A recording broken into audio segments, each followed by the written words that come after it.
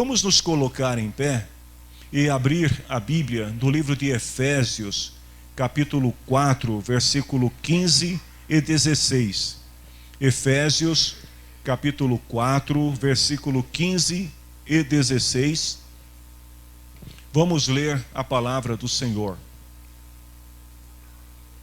Depois de ler esta palavra, nós vamos estar orando e pedindo a ajuda do Senhor para que nós possamos receber também nesta noite uma palavra da parte de Deus e para que todos nós sejamos abençoados por Ele.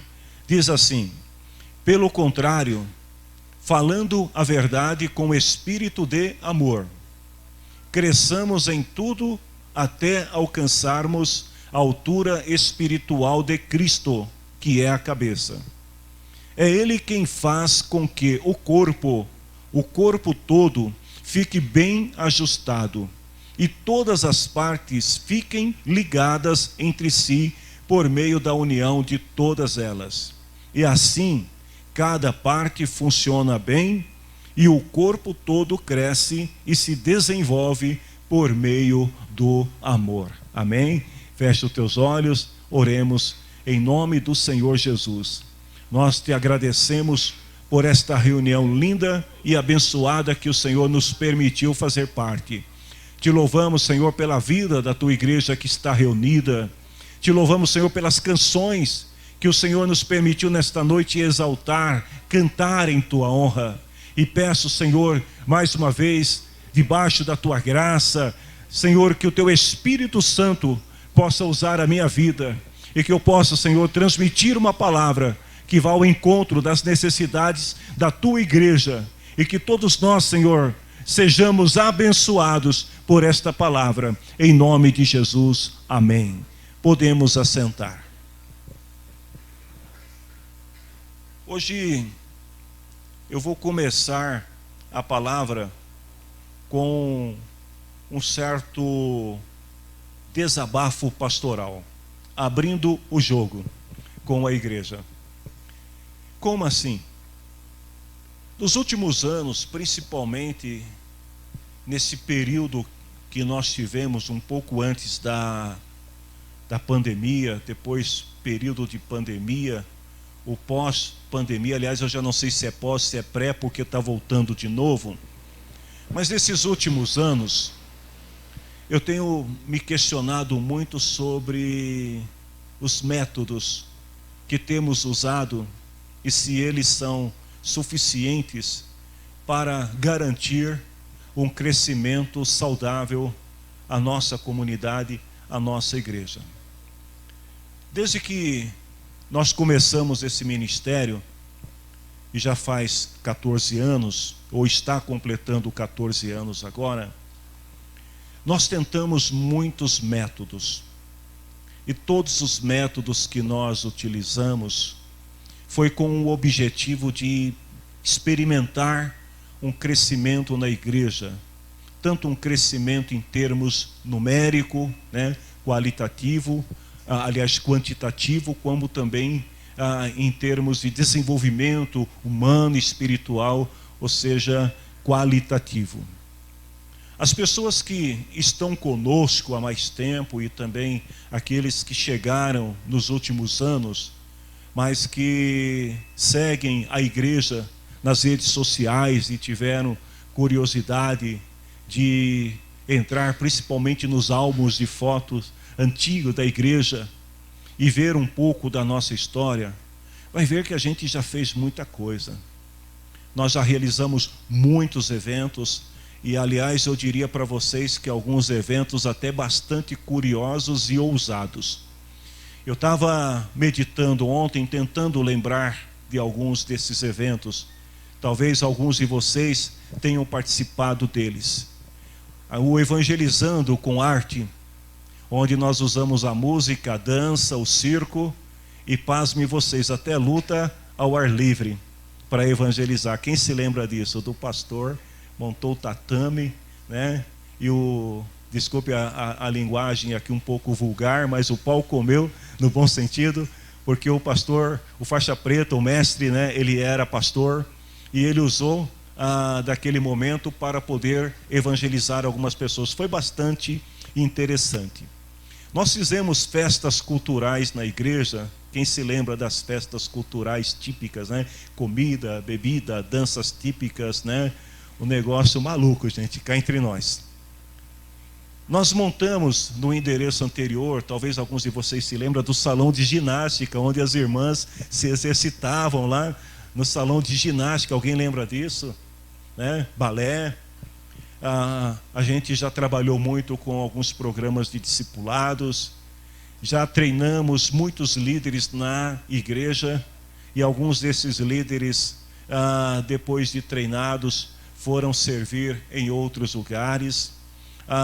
Nós tivemos uma escola teológica que contribuiu para a formação de alguns pastores que inclusive estão atuando no ministério aqui em Barueri, em Jundiaí, lá em Indaiatuba, em Jandira, que estão por aí também fazendo a obra do Senhor. A gente teve algumas reuniões de oração que hoje eu paro e falo, Deus, a gente faz cada coisa, sabe aquelas reuniões de 24 horas, a gente virou das 18 horas de sábado até 18 horas de domingo orando, as leituras bíblicas ininterruptas, né? Bons tempos. Noite do cinema também com pipoca, né? A gente já teve muito aqui.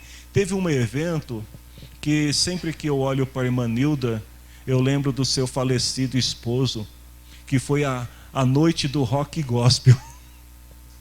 Que o marido dela não era crente e ele me deu uma lição de humildade muito grande. Eu aprendi muito com ele, seu natalino, e eu acredito que ali a gente ganhou o carisma dele também, o respeito dele, porque foi um negócio maluco que a gente fez na igreja naquele dia. A evangelização de ruas, de casa, festas de crianças, jovens, adultos e por aí afora. Ou seja, o que eu quero dizer para vocês? Eu acho que eu devo ter esquecido de muitos, mas eu só queria lembrar de alguns, para dizer que não nos faltou coragem todo esse tempo para testarmos as metodologias, na medida que iam surgindo, sempre com um propósito de querer de alguma forma arrebanhar pessoas, usando o exemplo daquela parábola da grande pesca lá, de lançar a rede e vem todo mundo e depois a gente vê o que fica, né? E algumas pessoas, através desses eventos, elas foram atraídas de fato para congregar conosco, mas eu observei também que depois que passou aquele entusiasmo inicial, sabe, da pessoa que veio impactada pelo evento, pela festa, por aquele momento, essas pessoas acabaram indo embora. E o triste de tudo isso é que algumas dessas pessoas, quando saíram, não saíram sozinhas, levaram outras com elas.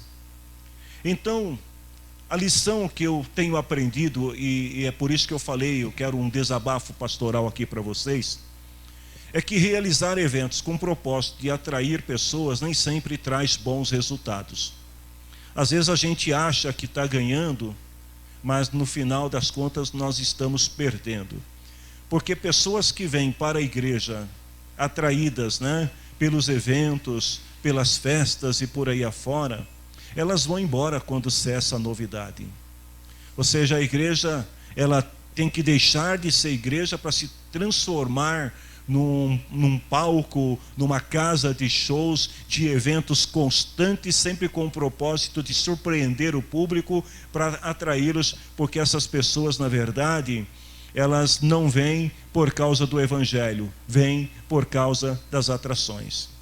Então a gente chega à conclusão que liderar igreja que é movida só por eventos, por atrações, é desafiador.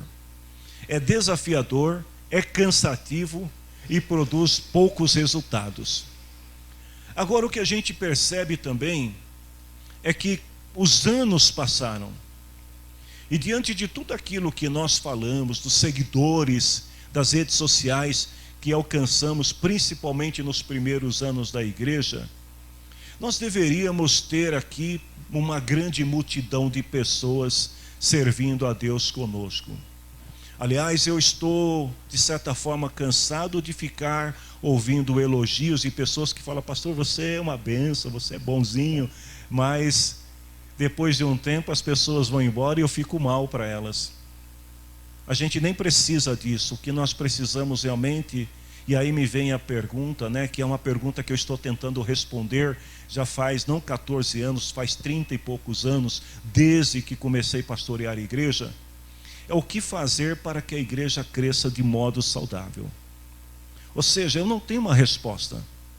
Se eu tivesse uma resposta que fosse plausível, né, que resolvesse todos os problemas, talvez a gente teria feito.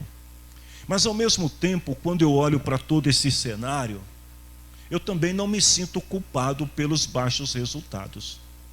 Eu não carrego comigo nenhuma síndrome de culpa, porque nunca me faltou empenho e trabalho. Eu nunca fui um pastor que disse assim, não dá para fazer, vamos tentar, vamos juntos. Mas eu entendo que crescimento de igreja não é algo que depende só do pastor. As pessoas que vêm para a igreja naquela expectativa de que o pastor vai fazer tudo, elas correm um sério risco de serem frustradas. Porque o compromisso com o crescimento da igreja é de todos nós, de todos os membros. E se a gente olhar na Bíblia, nós vamos ver que o propósito de Deus para a igreja inclui o crescimento. Ou seja, nós somos chamados, como nesta passagem que eu acabei de ler, onde Paulo fala assim que todas as partes do corpo precisam estar ajustadas, precisam trabalhar em conjunto. Porque desde que a igreja de Cristo foi estabelecida, o seu propósito sempre foi crescer, ir por todo o mundo e pregar o evangelho para toda criatura. Então, quando uma igreja não consegue crescer, quando uma igreja não consegue se desenvolver por um longo período, é um risco muito grande de nos enfraquecermos e até mesmo de nos extinguirmos com o passar do tempo. Esta coisa que a gente fala que a alegria, né, no céu quando um pecador se arrepende, deveria ser algo constante, rotineiro na vida da igreja. Nós deveríamos vir para as reuniões de culto, e toda reunião de culto, nos alegrarmos em ver pessoas se convertendo, pessoas se rendendo ao Senhor. E aqui eu não estou falando de migração de crentes de outras igrejas, mas eu estou falando do verdadeiro crescimento que Deus espera da igreja. Porque nós, igreja, crescemos de fato quando pecadores se convertem, se arrependem e vêm servir ao Senhor. Aí a gente vê de fato o crescimento. Então tem duas perguntas que eu quero lançar aqui nesta noite, para nós refletirmos um pouco. A primeira é: por que não estamos vendo pessoas vir à igreja em busca de transformação? Não é para mim responder, é para nós pensarmos e cada um responder. Por que as pessoas não estão vindo à igreja em busca de transformação de vida? Eu vejo as pessoas vindo à igreja porque querem cura, querem emprego, querem que resolva o problema da família, quer que resolva o seu problema sentimental, quer que resolva o seu problema disso e o problema daquilo. Mas a verdade é que nós não estamos vendo na história da igreja contemporânea as pessoas entrando nos templos com um coração quebrantado no sentido de se arrepender e de se converter verdadeiramente ao Senhor. Por que isto está acontecendo? E segundo é porque a igreja vive em um estado de estagnação, ou seja, de passividade. O que está acontecendo? Eu gostaria nesta noite, nesta reunião de culto de comunhão, que é também uma reunião de culto em um mês onde nós estamos celebrando a bênção de estar aqui, que a gente parasse para pensar um pouco nessas duas perguntas.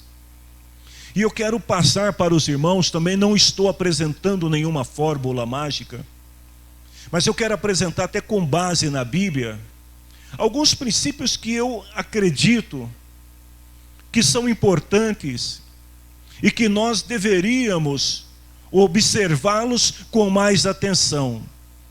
Princípios que nós não podemos ignorar quando se trata de igreja.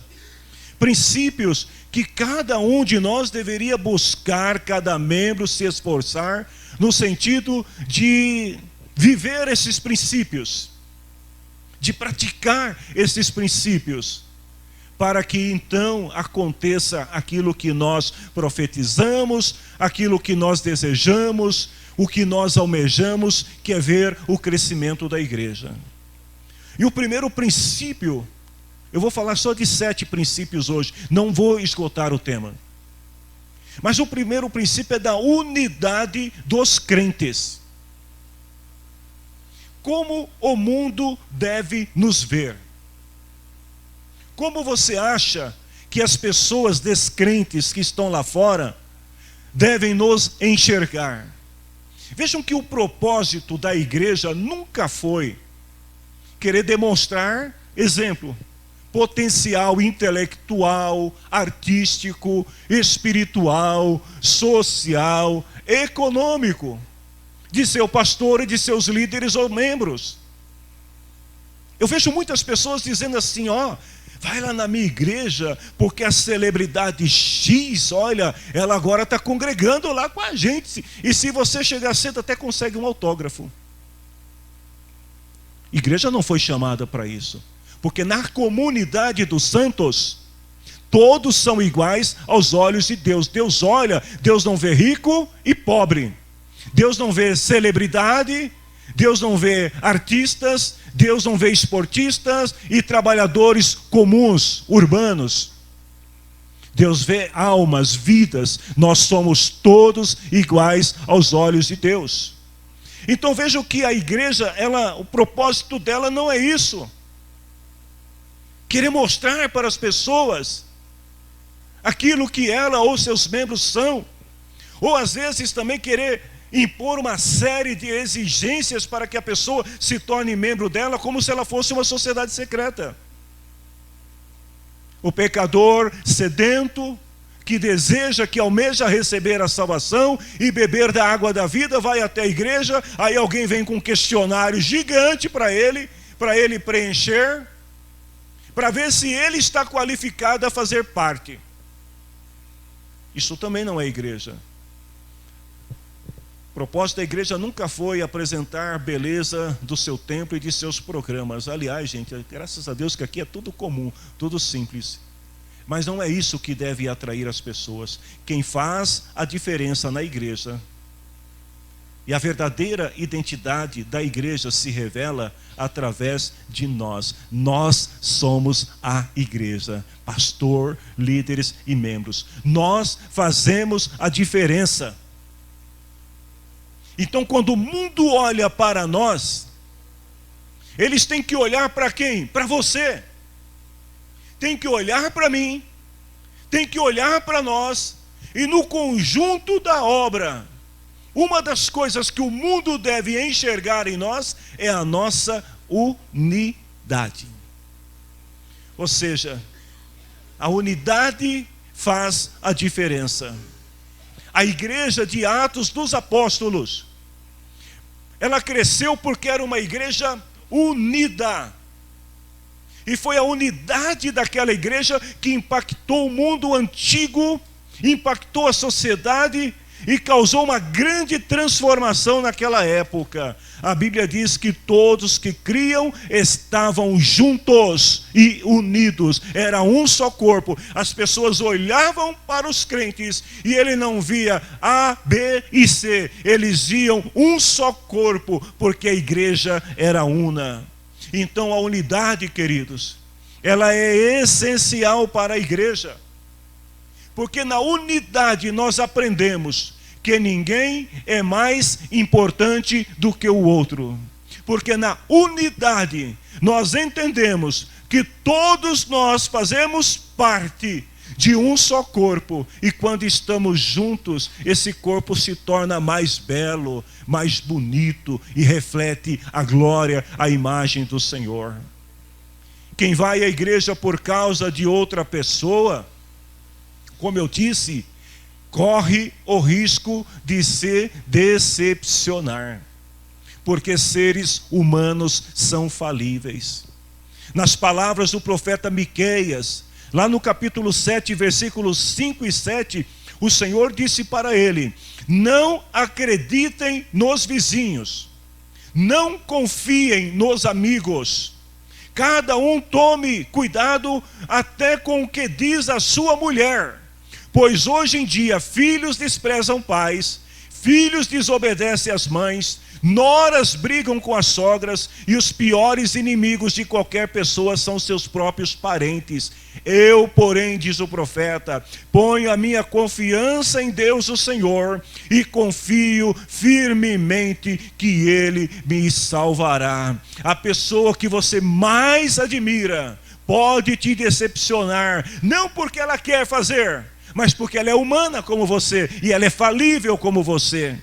Então nós não podemos de maneira alguma vir à igreja nos ancorando em pessoas, como se as pessoas fossem a nossa tábua de salvação. Nós precisamos aprender com o profeta Miqueias que a nossa esperança e a nossa confiança deve estar somente em Deus. Queridos, nós somos igreja quando vivemos em unidade.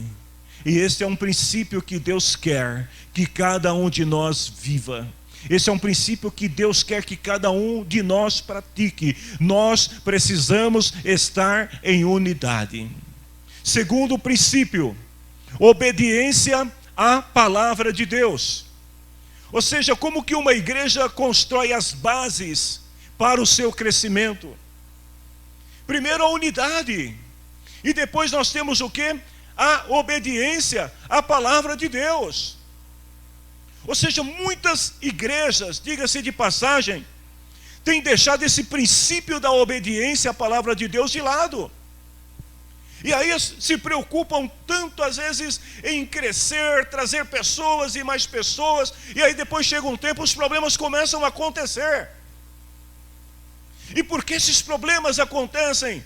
Porque se essas pessoas não forem expostas à palavra de Deus e não aprenderem com a palavra de Deus, cedo ou tarde a humanidade delas vai falar mais alto. E isso vai trazer problemas também. Então vejam que lá em Atos capítulo 1, versículo 4 e 12, quando Jesus estava subindo ao céu, Jesus dá uma ordem para os discípulos. Jesus falou para eles que eles tinham que ficar em Jerusalém e aguardar a promessa de Deus. E aí sabe o que eu aprendo aqui? Que a obediência dos discípulos fez toda a diferença. Porque a palavra de Jesus foi o seguinte: vocês vão para Jerusalém e vocês vão ficar unidos sob a minha palavra e vão esperar a promessa acontecer. Agora vocês imaginem se os discípulos, depois que Jesus subiu ao céu, aí um dissesse para o outro assim: olha, eu agora tenho que ir lá dar uma olhada para ver como estão os meus barquinhos. O outro, olha, eu tenho que dar um pulinho em casa, e cada um fosse para o seu lado. E ninguém ficasse reunido em Jerusalém. Será que o Espírito Santo teria descido?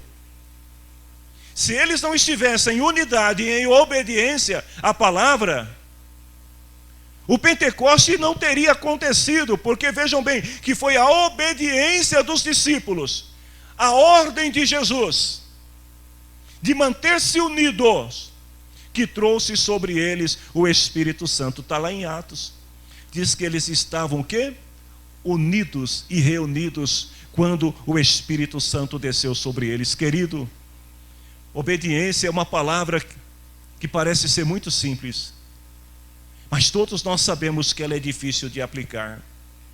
Às vezes a gente fala, e aí eu estou falando para vocês, igreja, e eu vou me colocar na mesma condição de qualquer um de nós aqui. Às vezes nós falamos de obediência, mas a verdade é que muitos querem fazer as coisas do seu jeito, da sua maneira. E aí o que acontece? Quando falta espírito de obediência, seja na família, seja no trabalho, seja no governo, seja na igreja, se não houver obediência, dificilmente a coisa vai dar certa. Algumas pessoas não gostam de se submeter à liderança pastoral. Algumas pessoas dizem assim: não, eu estou na igreja, mas eu não tenho compromisso com homens. O meu negócio é com Deus. Deixa eu te fazer uma pergunta para refletir e pensar um pouco sobre isso. Como podemos obedecer a Deus que não vemos, se somos incapazes de obedecer àqueles que nos lideram em seu nome? É para a gente pensar. Porque a igreja nada mais é, isso aqui nada mais é do que um aprendizado do reino, daquilo que será na eternidade. Então, se a gente não adota esses princípios aqui e aprende a seguir esses princípios aqui, ou seja, se eu não consigo submeter, eu estou falando de igreja, mas esse princípio se aplica também à vida secular, ao trabalho, se aplica também à vida familiar. Se nós não somos capazes de obedecer àqueles que nos lideram, que nós vemos, que nós podemos contender, que podemos questioná-los, que podemos conversar, como que a gente vai obedecer a Deus que não estamos vendo? Então, queridos, eu vou dizer uma coisa para vocês aqui, porque isso é muito sério.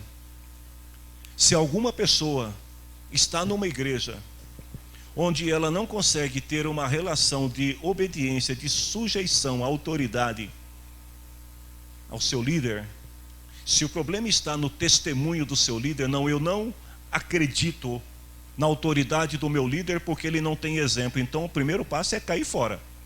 Muda, porque você está no lugar errado. Porque se a pessoa está numa igreja e ela não respeita o seu líder, então ela está na igreja errada. Se o problema está no líder, cai fora. Não perca seu tempo não, porque não vai mudar. Agora, se o problema não está no líder, se o problema é uma questão de natureza adâmica, enraizada em você, então aí ore e clame o sangue de Jesus para mudar a sua visão. Mas nós precisamos entender que a obediência também é um princípio que a igreja deve praticar. Terceiro é oração. Vocês devem achar que eu falo demais de oração aqui, mas eu não vou me cansar de falar de oração. Porque esse é um princípio que jamais pode faltar na igreja. Vejam que quando a gente faz eventos na igreja, de certa forma eles contribuem para trazer pessoas, podem contribuir para a pregação do evangelho, mas nada contribui mais na vida espiritual de uma igreja do que oração. Se a gente não ora, a gente fica patinando, a gente não sai do lugar. Vejam lá em Atos capítulo 1, versículo 13 e 14. Qual foi a primeira atividade dos discípulos depois que Jesus subiu ao céu?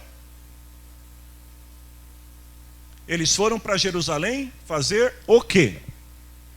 Se você ler na tua Bíblia, no versículo 14 de Atos 1, vai dizer que eles se reuniram para orar. Porque quando a coisa aperta, a melhor saída é a oração. Vejam que os discípulos, eles estavam em unidade, debaixo da obediência da palavra de Deus, e eles estão fazendo o que agora? Orando. Eles não se reuniram para discutir, por exemplo, eu sei que essa é uma palavra atual, contemporânea, mas só para nós entendermos, eles não se reuniram para discutir marketing ou estratégias de marketing do que iriam fazer a partir daquele momento.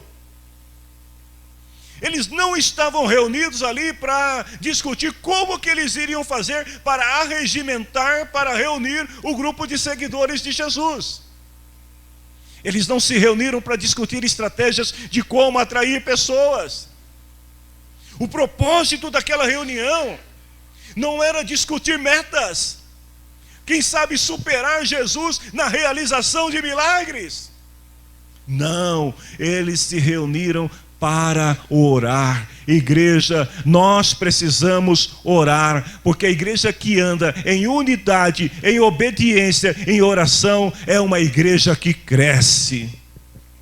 Oração é a base necessária para o crescimento da igreja. Não são estratégias que vão garantir sustentabilidade da igreja, mas é a nossa oração sincera de cada membro, de cada irmão, irmã, orando e pedindo ao Senhor para que venha o avivamento, para que aconteçam os milagres, para que tenha transformação na vida das pessoas. A oração é necessária, queridos. A oração pode mudar o curso da história de uma igreja.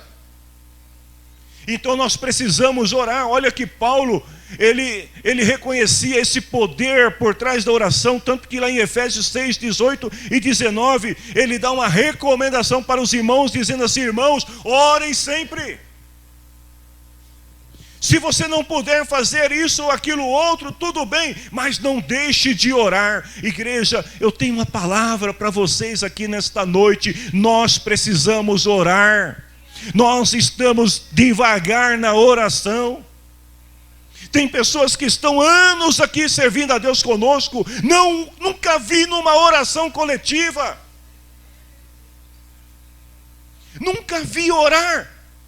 Queridos, como que nós vamos crescer? Lembre-se disso, não é responsabilidade minha, é de todos nós. É das crianças, é dos jovens, é dos adultos, é dos líderes, é dos obreiros, é de todos nós. Se nós não orarmos, não espere por milagres. Se nós não orarmos, não espere por crescimento. Nós precisamos orar. Nós precisamos orar.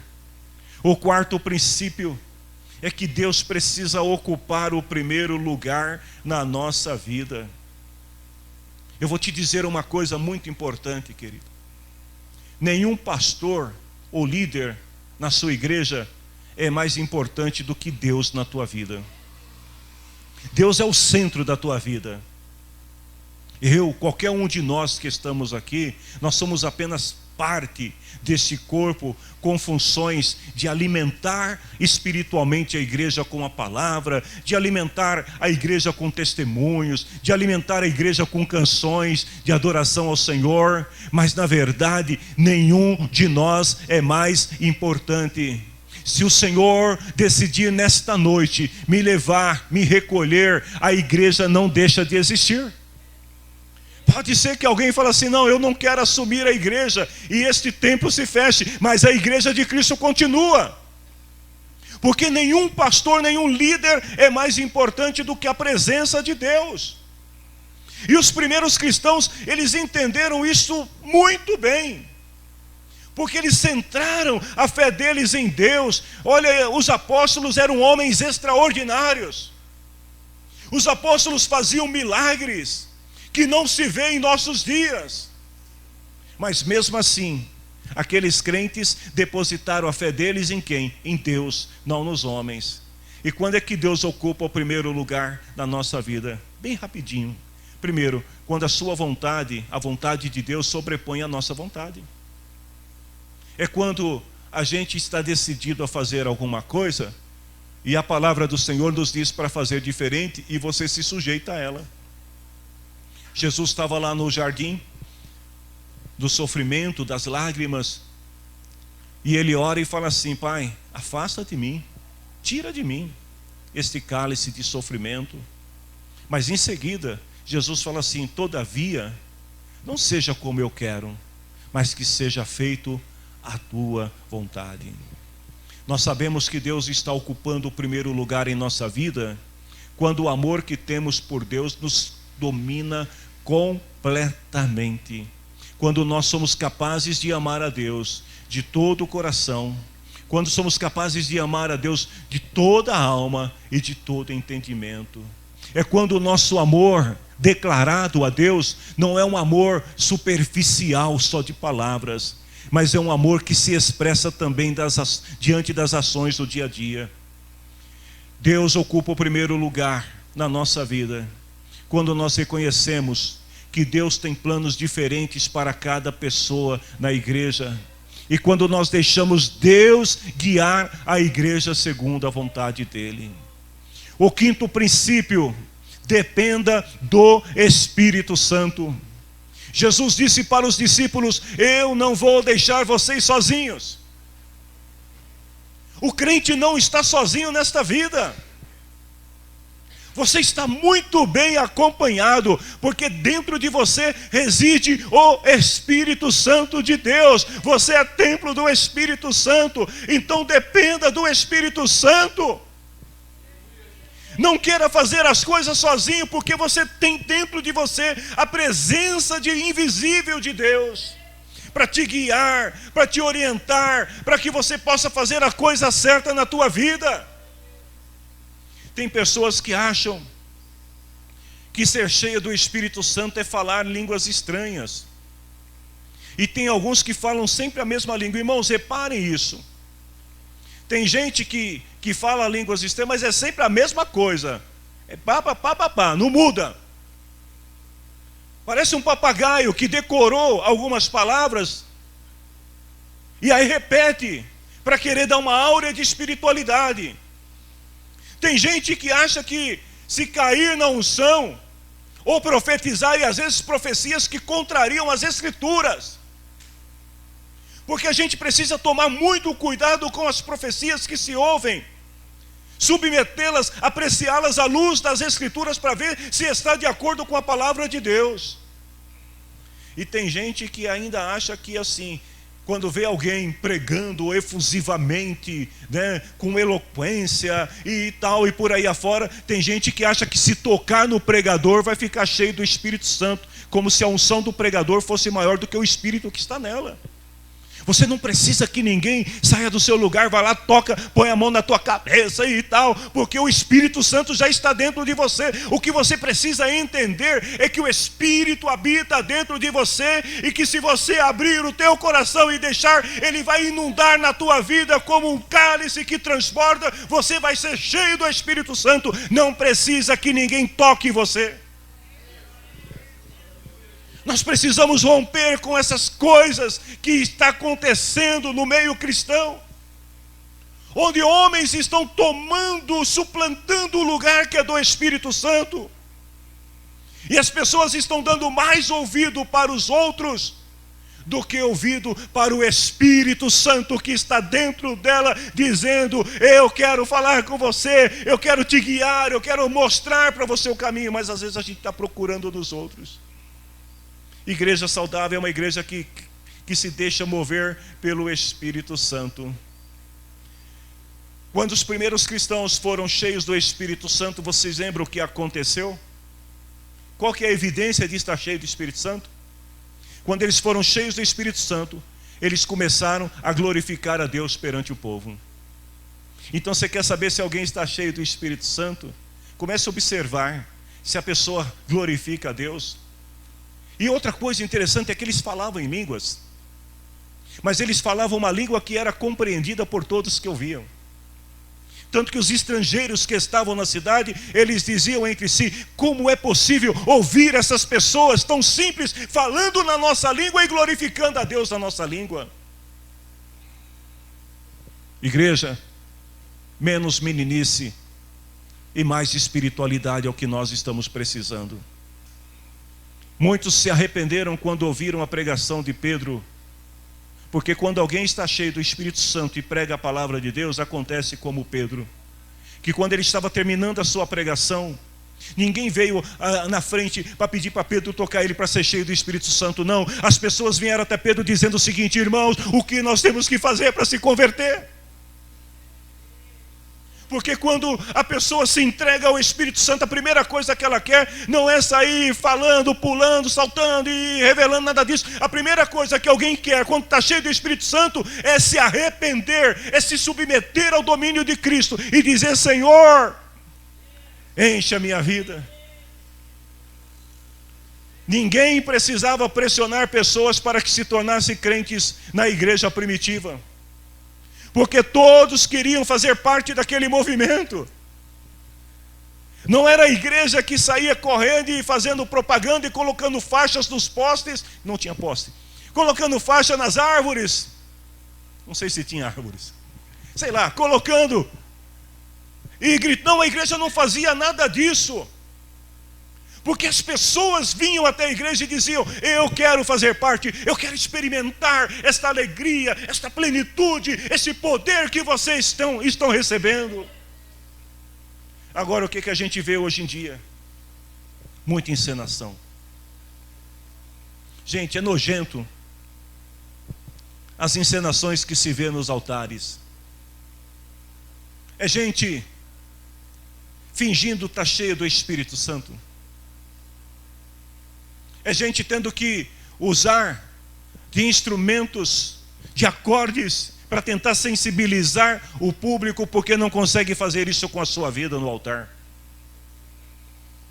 É gente encenando milagres e até revelações desconexas que não faz nenhum sentido. Eu estou vendo aqui nesta noite um irmão, e eu quero te dizer uma coisa, irmão.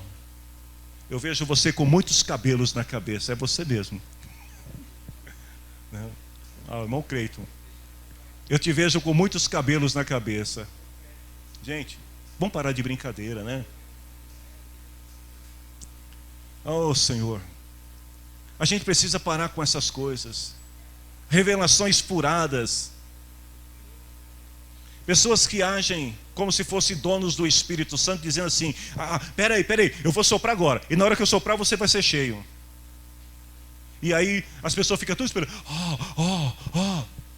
Nós precisamos parar com isso, porque quando o Espírito Santo move a igreja, o poder do Espírito Santo sustenta a pregação do Evangelho da igreja, a presença do Espírito Santo sustenta tudo que a igreja faz. E anote isso aí: a graça que vem sobre a igreja deve ser fruto de sua relação com o Espírito Santo, e não de experiências humanas falhas. Em Atos capítulo 2, 41, quando Pedro termina de pregar pela segunda vez, as pessoas acreditam na mensagem de Pedro.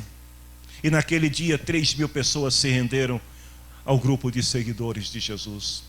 O sexto princípio: viva o Evangelho. Nós precisamos viver o Evangelho. Se você quiser, anote isso aí para não esquecer também, que a melhor pregação é aquela que você prega com a sua própria vida. Essa é a melhor pregação. Ou seja, a sua vida, ela é uma pregação constante. Porque aonde você passa, aonde você está, Paulo diz aí em 2 Coríntios capítulo 3, vocês são a nossa carta, uma carta escrita pelo próprio Cristo para ser lida pelos homens. Então quando você sai andando pelas ruas, e as pessoas olham para você, elas enxergam a presença de Deus na sua vida, sem que nenhuma palavra tenha sido dito. Agora, muitas vezes, a gente vê também pessoas dizendo que não querem ser crentes. E aí você pergunta por quê? E elas dizem: porque eu vejo muitos crentes pregando uma coisa e vivendo outra. Ou seja, as nossas ações precisam reafirmar aquilo que realmente nós somos. Porque não adianta a gente falar bonito, não adianta a gente postar boas imagens, né, nas redes sociais, se a nossa vida não estiver em harmonia com aquilo que nós estamos falando. Porque é difícil para alguém acreditar e aceitar o Evangelho quando o testemunho daquele que prega não condiz com as suas palavras. A igreja cristã cresceu porque os cristãos tinham um modo muito simples de viver o Evangelho. Eles simplesmente viviam o Evangelho. Eles não eram cristãos bipolares. Eles não eram cristãos de duas caras. Eles não eram cristãos que na reunião com os apóstolos tinham um comportamento e longe dos apóstolos eram outros. Não. O testemunho deles era simples, mas era poderoso. Não existe pregação mais eficaz do que a tua própria vida. Então deixe que as pessoas leiam a tua vida e conheçam a Cristo através do seu testemunho. Viva o Evangelho. Porque por meio da igreja, o poder de Deus se manifesta. Então é quando nós nos permitimos ser igreja e viver o Evangelho, que o poder de Deus se revela através de nós. E o último princípio que eu quero falar para vocês, como eu disse, eu não estou esgotando o tema, mas eu estou trazendo algumas medidas, alguns princípios que nós muitas vezes negamos, e nós precisamos reconsiderá-los se nós realmente queremos ver um crescimento saudável. O poder da igreja vem de Deus e não dos homens. Não esqueça isso. O poder da igreja vem de Deus e não dos homens. Quem garante vitória na igreja é Deus. Devemos sempre lembrar desta verdade. O poder não é nosso, o poder é de Deus. O poder, a autoridade não é tua. Ele disse: eu vos dou poder e autoridade. Foi Ele que deu. Então aquilo que nós somos, aquilo que nós representamos, nada mais é do que um reflexo daquilo que Deus nos permitiu ser. Lá em 1 Samuel, na oração de Ana, no capítulo 2, versículos 6 e 9, ela diz assim: o Senhor Deus é quem tira a vida e quem a dá. É Ele que manda a pessoa para o mundo dos mortos e a faz voltar de lá. Ele faz com que alguns fiquem pobres, outros ricos. Deus rebaixa alguns, eleva outros. Deus levanta os pobres do pó, tira da miséria os necessitados, faz com que os pobres sejam companheiros dos príncipes e põe os pobres em lugares de honra. Os alicerces da terra são de Deus, ou seja, o mundo, tudo é de Deus, o Senhor. Ele construiu o mundo sobre eles.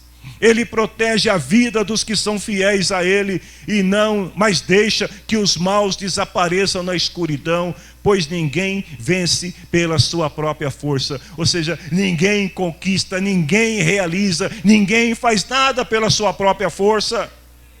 Os dons e talentos, tudo que nós temos, igreja, nada mais é do que presentes de Deus. Essa mente brilhante que você tem, esse dinheiro que você tem guardado, economizado para uma longa viagem de férias, a casa que você tem, as habilidades que você tem para servir nos ministérios, tudo isto vem de Deus, portanto devem estar a serviço de Deus, porque Deus é aquele que deve ser glorificado. Ele é a fonte de tudo na nossa vida. Lá em Deuteronômio, capítulo 8, 17 e 18, Moisés lembra o povo o seguinte: povo de Israel, lembrem, o nosso Deus, Ele é quem dá força para poderem conseguir riquezas. Você tem saúde para trabalhar, é porque Deus te deu saúde. Queridos, quantos pastores, quantos líderes, quantos cristãos em geral que caíram em ruína quando decidiram seguir o seu próprio caminho sem a dependência de Deus. Quantas pessoas que trilharam este caminho conosco e que um dia disseram o seguinte: se eu sair, a igreja acaba. Talvez você tenha ouvido isso alguma vez. Se eu não for, não tem ministério. Se eu isso, acabou. E estas pessoas acabaram caindo nas ruínas, se precipitaram no caminho da perdição, como Demas, que abandonou Paulo porque amou o presente século. Porque a igreja, ela é de Deus. O filho pródigo, ele acreditava que ter herança era suficiente para garantir uma boa vida, até o dia que, longe do pai, perdeu tudo. Olha que cena.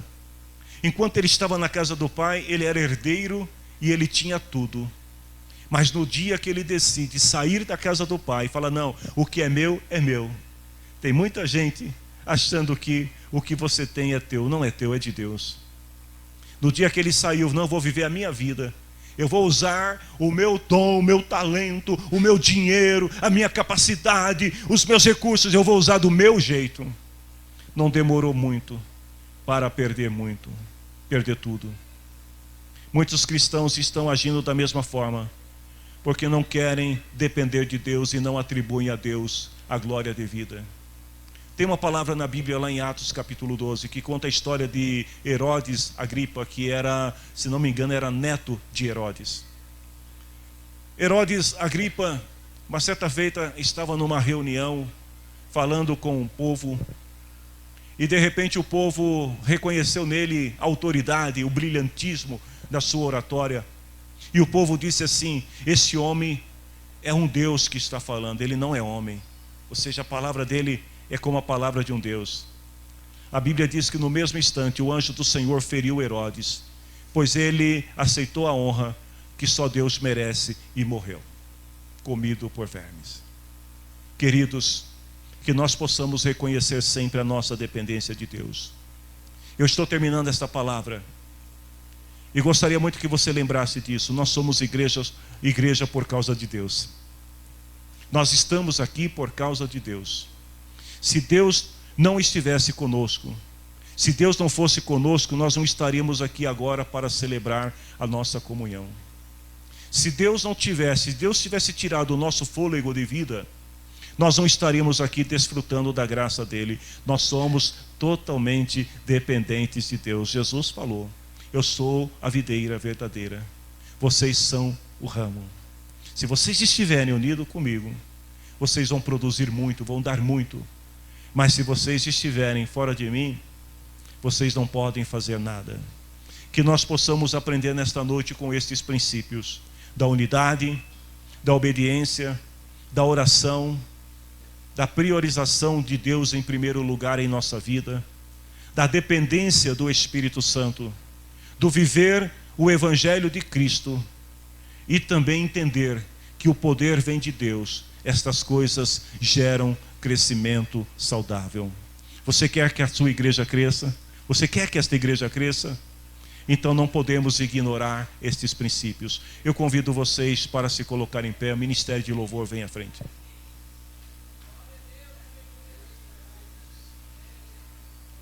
Eu penso que todos nós falhamos em algum momento da vida. Até porque nenhum de nós somos perfeitos. Eu não estou aqui para dizer a vocês que somos perfeitos. Eu estou aqui para dizer que todos nós, começando por mim, somos imperfeitos. Em que você tem falhado? Você tem falhado na unidade? Você tem falhado na obediência à palavra de Deus? Às vezes você se precipita e pede, coloca Deus no banco de passageiro e toma a direção da sua vida e faz do seu jeito.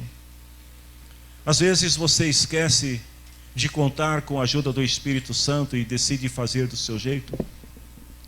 Talvez você não tenha vivido o Evangelho como deveria, ou até mesmo esqueceu de reconhecer que tudo vem de Deus, não sei. Mas se você nesta noite sente falta, sente que está falho em algum desses princípios, eu quero te convidar para orar comigo neste momento. Você não precisa fazer uma oração alta, audível, para que as pessoas ouçam. Você pode falar com Deus aí no teu coração, porque Ele te ouve, Ele te entende. E como o pai que perdoou o filho e falou: filho, volta. E quando o filho voltou, ele falou: tudo é teu de novo. Deus também está dizendo para você nesta noite: vem para o meu lado, caminha comigo, e você vai ver um crescimento vertiginoso acontecer na tua vida.